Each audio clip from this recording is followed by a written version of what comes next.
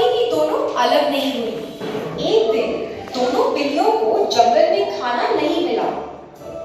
दोनों ने बहुत ढूंढा मगर उनके हाथ कुछ न लगा।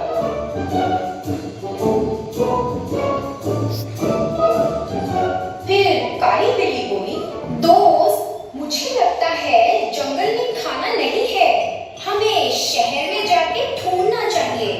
सफेद बिल्ली ने ये सुनकर हाँ कहा, चलो हम शहर में तलाश करते हैं।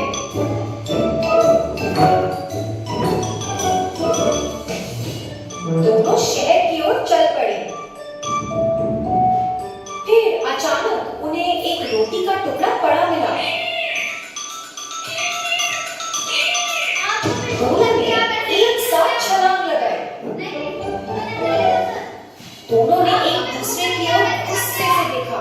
फिर काली बिल्ली बोली, अरे मैंने इसे पहले देखा है, तो मैं ही सारी रोटी खाऊंगी। बिल्कुल नहीं, इसे मैंने पहले दी। इससे पहले कोई और आ जाए, इस रोटी को जंगल ले जाना चाहिए और वहीं जाकर तय करना चाहिए। जब वो दोनों जंगल में वापस आए, तब भी तय ना कर पाए।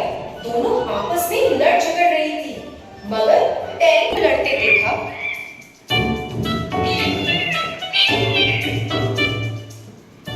उसने सोचा, ये रोटी तो बहुत स्वादिष्ट लग रही है, काश मुझे ये मिल जाए।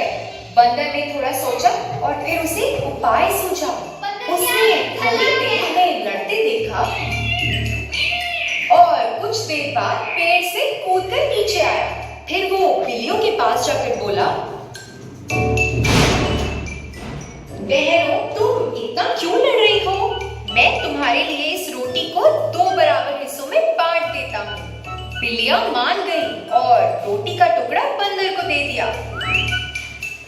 बंदर ने रोटी को 2 हिस्सों में तोड़ा। उसने फिर दोनों को मापा।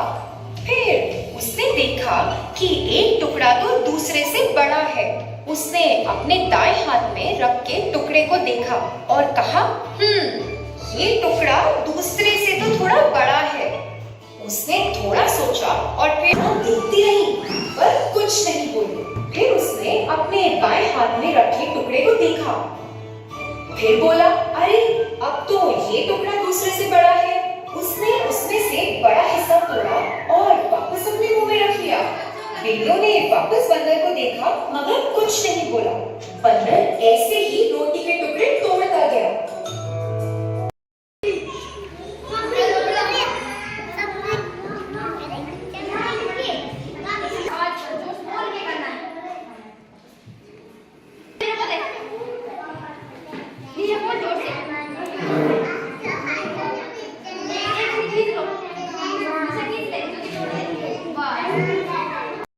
हम दोनों का झगड़ा हो गया। आपको हम दोनों को आधी आधी रोटी देनी है।